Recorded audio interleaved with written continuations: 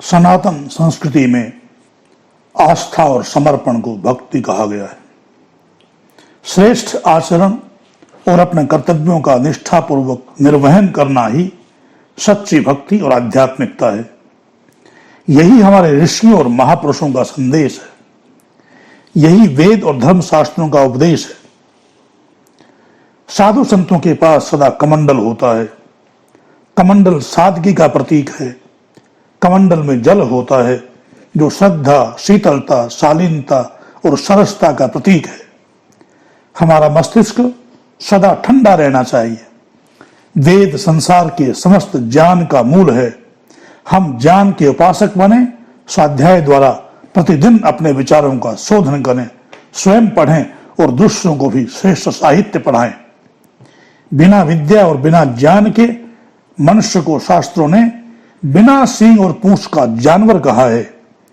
ज्ञान प्राप्ति के बाद भी उसका अहंकार न करें, सादगी से रहें और श्रद्धा पूर्वक उस ज्ञान का जन कल्याण के लिए सदुपयोग करें।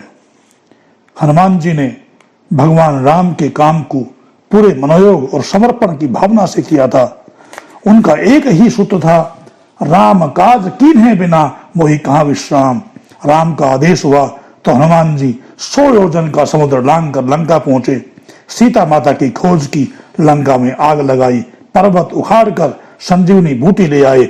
हनुमान जी ने अपने इष्ट की हर आज्ञा का पालन किया। यदि हम हनुमान जी के सच्चे भक्त बनना चाहते हैं तो हमें भी भगवान की इस दुनिया को सुंदर और सुव्यवस्थित बनाने के लिए सामाजिक कुरीतियों को दूर करने में अपनी शक्ति, सामर्थ्य और समय का सदुपयोग करना होगा।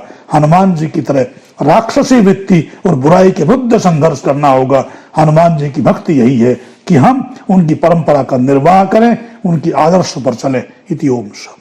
सब्सक्राइब कर लें ताकि नई नई ज्ञान की बातें आपको नियमित प्राप्त होती रहें।